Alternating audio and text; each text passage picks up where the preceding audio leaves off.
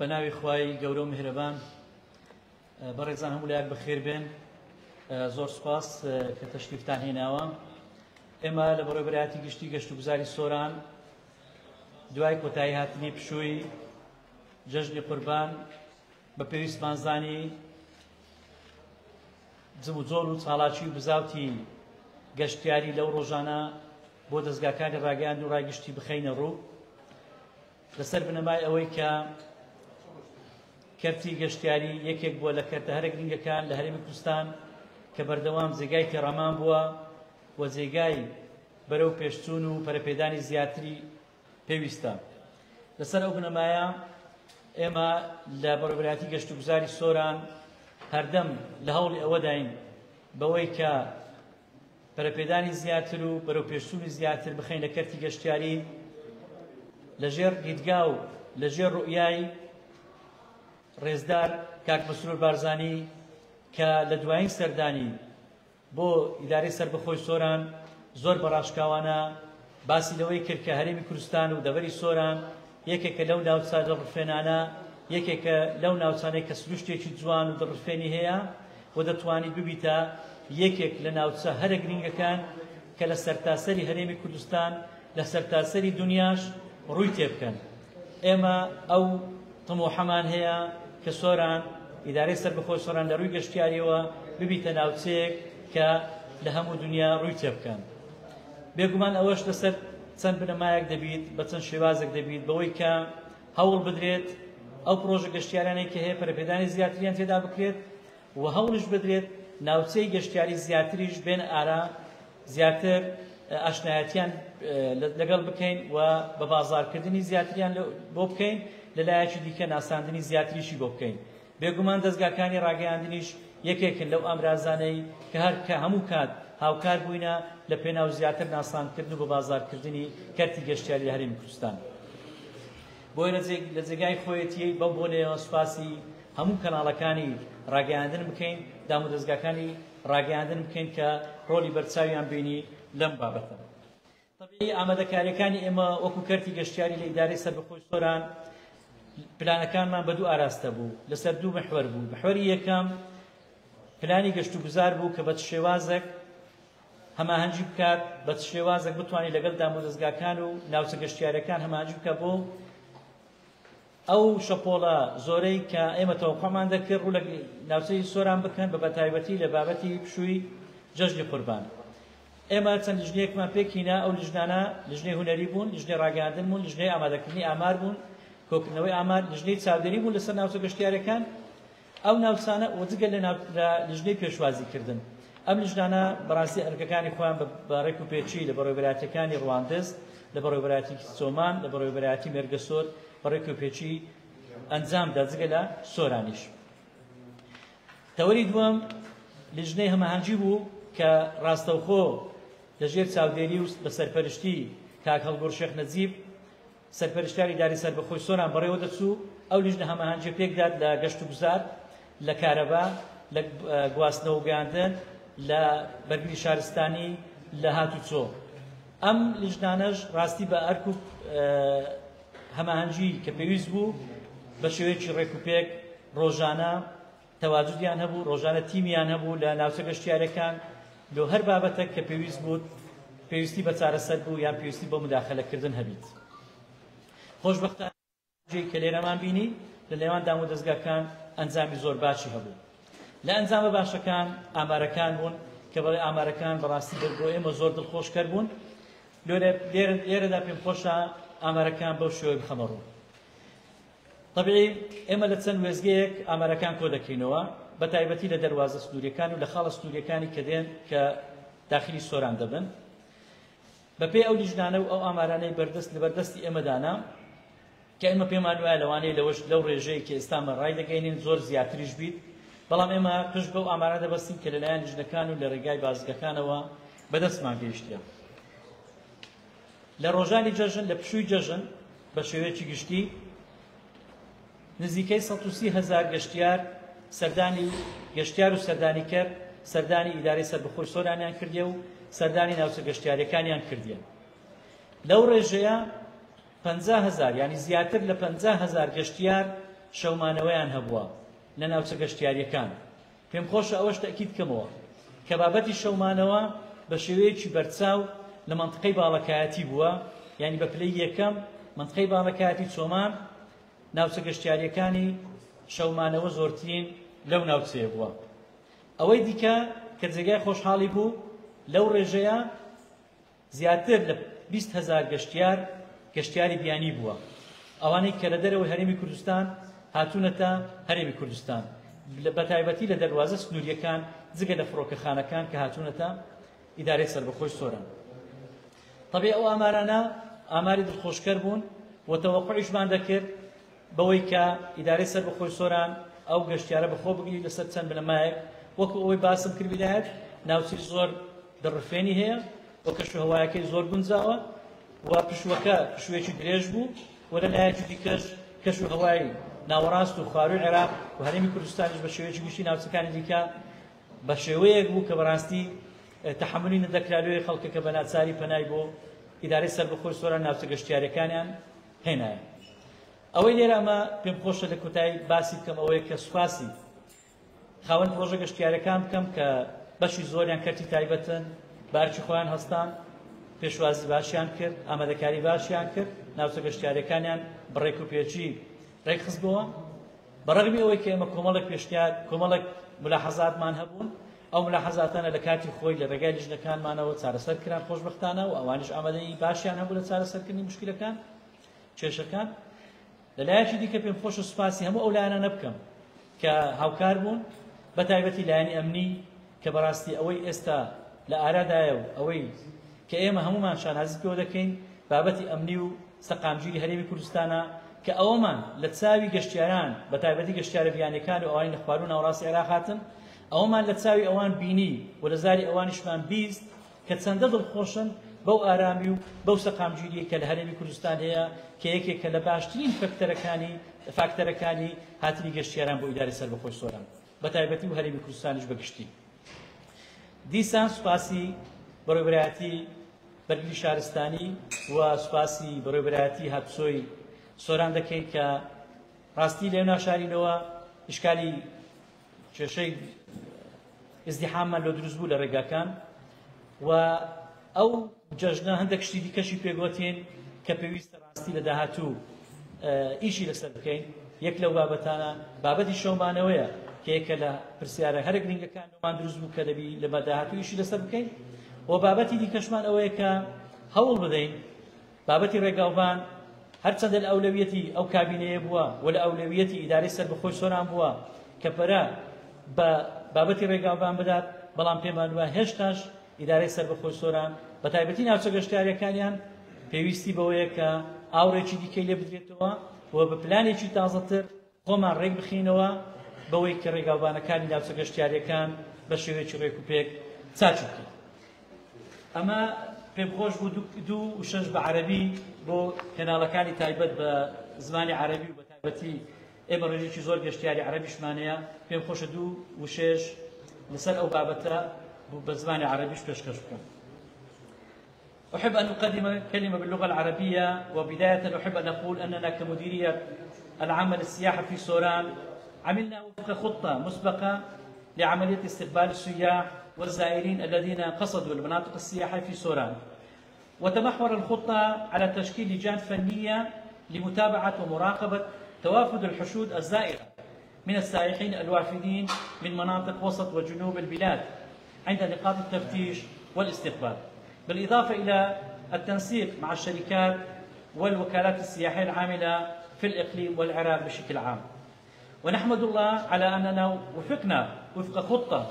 على إنجاح العملية وتيسيرها بشكل سلس وطبيعي. ولا يخفى على أحد أن مسألة حدوث ازدحامات مرورية حصلت أثناء العودة إلى العاصمة أربيل، إلا أننا بمساعدة مديرية المرور في سوران استطعنا أن نحل هذه المشكلة ما بعد اليوم الأول من أيام العيد وتجاوزنا تلك العقبة بنجاح. برزان أو كوي أو بابتان بون أو توران بون كبيوسمان زاني ليرة أماجي بيبكين، بلام زارة چنيكش ماندوبوني لهمو دامو دزگاكاني راگاندن دكم بەڕاستی لەگەڵمان ماندوو بوون وەکو ئێمە بۆ زیاتریش بەرپرسیارەتی ئەوەیان هەڵگرت کە گەشتیار بە شێوەیەکی ئاسان بتوانێت بگاتە ناوچە گەشتیارەکان و لە ناوچە گەشتیاریەکانیش ئەو خزمەتگوزاریانەی کە پێویستە لەبەردەست بن بۆ گەشتیاران ئاماژەی پێ بکەن و ڕوونی بکەنەوە. لەلایەکی دیکەش ڕوە جوانەکەی هەرێمی کوردستان لە بابەتی سروشت لە بابەتی ناوچە گەشتیاریە جیاواز و هەمە چەشنەکانی بخەنە بەرچاوی بینەران و خەڵکی کوردستان بە شێوەیەکی گشتی. دووبارە سوپاستان دەکەم دەستان خۆش بێت. وەکەوەی پێشبینیەکەی ئەمساڵ لەکانی گەرمان لە ئەستێکی بەرز ئەبینێنەوە وەکارە بۆ هاتنی ژمارەی زۆری گەشتیاران لە هەمان کاتدابوونی و دەواازە ستودیۆ و ڕێژەیەکی زۆری بێری بارکردن لە سەڵێگاکان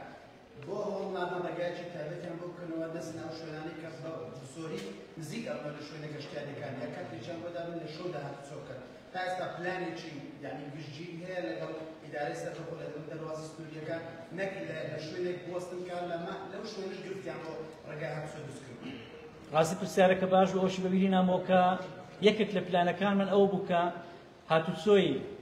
باهەڵگرەکان لە دەواازەی سنووری ئێمە لە ڕۆژانی پشوڕامان گرت بوو لە دوای سەعات 9 شەو جم و جۆری بازرگانی و هاتوچۆی ئەو بارهەڵگرانە بەڕێ دەکران ئەوە بە سوپاسەوە لەگەڵ گواستنەوە و گەیاندن ئەو کێشەیە چارەسەر کرابوو. بابەتی ڕاگرتن یان کردنەوەی ڕێگایەکی تایبەت بەو پرسە ڕاستی شتێکی باشە بەڵام لە ئەوڕۆ زۆر قورسە لەسەر حکوومەتی هەرێمی کوردستان. ئێمە ڕووی داواکاریمان دەخەینە حکوومەتی عێراق ڕاستی لەبەرەوەی ئەوانش لەو بابەتە مستەفیدن و دیسانیش ئەو بابەتە دەواازەیەکی سنووری نێودەوڵەتیە حکوومەتی عێراقش بەرپرسیارە لە بابەتی ئەو ڕێگایە. ئێمە تمۆحمانە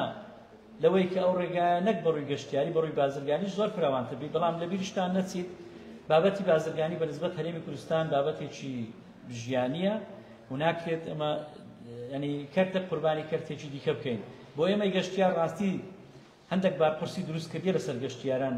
ئەو ڕێگایە بەڵام ڕێگای هەمڵتۆن بە درێژاییەکەی لە هەولێرەوە بگرێت تا حاجیوەران پرسەکە دەبی زۆر بەجددی لەسەر ڕابۆستین. خەتۆی یەکەم تا ئێمە تا سپیلک لەوێ تا خەلیفان کۆتایی پێ هاتیە خۆشبەختانە ئێستا کێشەی نەمایە بە تایبەتی ئەوەی خەلیفان سپیلک بۆ ئێمە لە ساڵی ڕابردوو کێشەی زۆر کەم کردەوە. خەتۆی دوم ئێستا دەست پێکرایە لە چۆمان لە حاجیوەران تا دەگاتە چۆمان ئیشەڵا ئەوەش ئەو خەتوەیەش خەتوەکی ئیزابی دەبیت ینی هەنگاوەکی زۆر ئیزابی دەبیت. دواتر ڕاستی بیر لە شتی دیش کرایتەوە ئێمە تمۆحی ئەومان هەیە کە ڕێگای گەلی عەلیبەگ بە تایبەتی چ ئەگەر فراوان بگرێت چ بە شێوەیەکی جوانتر ڕێک بخرێتەوە. اینجا ڕێگای سۆران چۆمان ڕاستی بەنسبەتەمەش جێی پرسیارە و داخوازی ئێمەشە وەکو ئێوە کە ئەو بارپرسیە لەسەر گەشتیار دروست دەبی لە بابەتی هاتوچۆ لە داهاتوو چارەسەر بکرێت. پێشنیاری ڕێگای نوێ منطقیە بەڵام یعنی لە ئەرزی واقع لەوانە هەندێک قورس بی لە ئەو مەرحەلەیە و لەو قۆناغا بەڵام فراوانکردی ڕێگاکە لەوانەیە یەکێکی لە خواستەکانی ئینشەڵڵا لە داهاتوو کار لەسەر بکرێت. بابەتی نرخ هەندێک گەشتیار وێنە و نرخی دۆلی ئالانیان لە سنووری خەلیفان نردێت کە نرخەکان بەڕاستی زۆر نرخی بەرزن و گەشتیار بیلەیان ئێوە پرسیاری یەکەممە چۆن سەیطەڕەی نرخەکەن. پرسیاری دوم لیژنە پێک هات سەردانی شوێنە گەشتیاریەکانتان کرد پێنج حالەتی خێمکان هەبوو لە شوێنە گەشتیاریانە هیچ داتایەک بۆ کردو کە چەند شوێنی گەشتیاری قابل نین و دایان نەخەن دایان ناخەن پێداچوونەوە بە شوێنە گەشتیاریەکانەکان. بابەتی نرخ ڕاستی بەنسبەت ئەمە بابەتێکی گرینگە ڕاستی لە بابەتی لە هەبوونی قەڵەباڵغی و لە هەبوونی داوایەکی زۆر لەسەر کاڵا عادەتەن سروشتیە کە هەندێک لە نرخەکان هەڵدەستی بەڵام ئستیغلالکردن ڕاستی ئەمە بە هەموو شێوەیەک ڕەتی دەکەینەوە و بە دوواداچوونیشمان کردیە ئەوەی کە هەبووە لە کاڵاکان ڕاستی پەیوەندی زیاتر ڕاستەوخۆ بە یەکە ئیداریەکانەوە هەیە و لژنە ئابوووریەکانەوە هەیە کە یەکە ئیداریەکان چاودێری دەکەن. بەنسبەت ئەمە ئەوەی لەسەر ئەمە گرینگە ئەوەیە کە لە ناوچە گەشتیاریەکان ئەو شتە ڕوونەدات خۆشبەختانە لە کرێی مانەوە و لە کرێی کەبرە گەشتیارەکان و شوێنەکانی دیکە هۆتێل و مۆتێل ئەوانە بە پێچەوانەوە بەشەکیان داشکانیان کردبوو کە جێی خۆشحاڵی و ڕاستی بەشێک لە ناوچە گەشتیارە داشکانیان کردبوو بۆ پشوو کە ئەوەش ڕێکدانەوەی ئیجابی هەبوو. بەڵام بابەتی کەلوپەل حتمما لە بابەتی هەبوونی کەل و پەلویان نەبوونی ئەمە ئیشمان لەسەر ئەوەش کرد کە زۆربەی شوێنەکان کراوە بن و دیسانیش ئیعادە نەزەر دەکرێت لەو بابەتە ئێستا پرۆتۆکۆلێک هەیە لێکتێگەیشتنەکەی لە نێوان دەستەی گەشت و گوزار و لەگەڵ وەزارەتی بازرگانی کە لە ڕێگای لیژنەی بازرگانی کە لە ئیدارەی سەربەخۆی سۆرانیش تازە دروست بووە تازە لیژنەکە پێکاتیە ئێمە لە داهاتوو نرخەکان تەسبیت دەکەین نرخی کاڵاکان تەسبیت دەکەین لە ناوچە گەشتیارەکان بە تایبەتی و لە ناوچەکانی دیکەش بەڵام ئەڕاستی بۆ ئەو شووە پێڕانەگەیشتین بەڵام لە داهاتوو لەبەرەوەی لیژنەکەش تازەیە حتما ئەو بابەتە یەکلا دەبیتەوە لەبەرەوەی ئێمە وەکو دەستەی گەشت و گوزاریش یەکلاینە لەسەر ئەوەی کە دەبی نرخەکان دیار بن و بە هیچ شێوەیەک استیغلالیش نەکرد خۆشبەختانە لە ئیدارەی سەربەخۆی سۆرانیش ناوچە گەشتیاریەکانیمە ڕاستی زۆر خەڵکەچی بە ئینساف و بە ویژدانن لە تەعاملکردن لەگەڵ بابەتی نرخ بەنسبەت خاڵی دووەم ئێمە پێشتر کارمان لەسەر ئەوەی کرد کۆبوونەوەیەکی زۆر تەواریش و بەپەلەش لە ئیدارەی سەربەخۆی سۆران کرا بە ئامادەبوونی هەموو لایەنەکانی پەیوەنددار کە بە شێوەیەک بتوانین ڕێگا لەو بابەتەی بگرین بابەتی خنکان و ئەوانە طبعی ئەوەشم لەبیر چوو کە سوپاسی تیمی فریاکەوتی خێرایی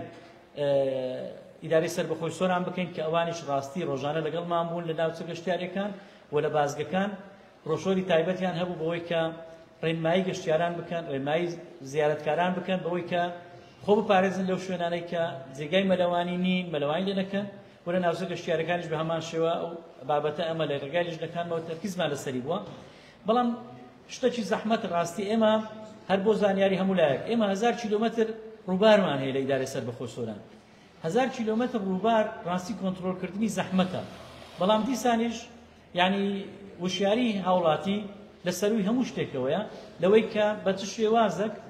مامەڵە لەگەڵ ئاو بکات ڕاستی ئاو کێشێکی گەورەیە و خەتەریشە دەبی هەوڵ بدەین لە داهاتوو ئەو بابەتە زیاتر و ورتر لەگەڵ ناوچە گەشتیارەکان و لەگەڵ لایەنە پەیوەنددارەکان بەرگری شارستانی چارەسەری بکەین چارەسەری گونجای لەو بدۆزینەوە ساڵانە لەگەڵ پانۆی بەتایبەت لە پرۆژێ بینیمانە کارەساتی یەکەوتەوە یاخۆ قوربانی یەکەوتەوە لە پلانتان دانیە هاوشێوەی گۆمی فێڵا و پاسەوان بۆ شوێنە دابدرێت چکە ساڵانە ڕووداوی یەکەوتنەبوون بەفر تونێلەکانی پرۆژێ لێ دەکەوێتەوە لە پلانتان دانیە ڕێنمایی دەکەن یاخۆ پاسەوان بەڵێ ئێستا ئەمە لە ڕێگای بەڕێوەبەرایەتی گەشتوگوزاری چۆمان ئەوەی جەنابەت باز دەکەی ڕێک ئەوەمان جێبەجێ کرد ئێستا گواستنەوەی گەشتیاران لە بۆ سەر کەویە بەفرەکان یا برێن ئەشکەوتە بەفرینەکان لە ڕێگایەکی تایبەت دەکرێت لە ڕێگای چەند کەسێکی تایبەت دەستنیشان کراون کە شارەزانە و پسپۆرن لەو بابەتەی و شارەزای ناوچەکەشن ئەوانە بە شێوەیەکی دایم لەوێ سابت بووینە و لە هەمان کاتیش ڕێنمایی تایبەتماندانە ئێمە تابلۆی تایبەتماندانە کە بە هیچ شێوەیەک بەسەر کەویە بەفرەکان نەکەون ڕاستی ئەمە بابەتی پڕژێ و ئەو کەویە بەفرانی پڕژێ لەوەمە زۆر کارەساتبار بوو بەڵام لە هەمان کاتیش بابەتەکە ئەوەندەی هەڵناگریت کە خەڵک و هاوڵاتی و گەشتیار ڕاستی بەو یعنی بەو ناوشیاریە مامەڵە لەگەڵ ئەو بابەتە بکات چکە ڕاستی مەترسیەکە زۆر وازەحە لە پێش چاوی خەڵکە بەڵام خەڵک مجازەبە دەکات مغامرە دەکات لەسەر ئەوەی کە ینی بە ئەنقەست خۆی دەخیتە ژێر ئەو مەترسیان لەسەر ئەو بنەمایە ڕاستی ئەمە ئەو بابەتێک کە جەنابەت باست کرد ئەومان پەیڕەو کرد ئێستا پاسەوانی تایبەتی لۆدانرێت چاودێری تایبەتی لۆدانرێت چاودێری تایبەتی لۆدانرێت و ڕێکارەکانی چوونە سەر بەفریش ڕێک خرایە بە هیچ شێوەیەک ڕێگە نادرێت خەڵک بە ناشارەزایی بستە سەر بەفرەکەی سپاس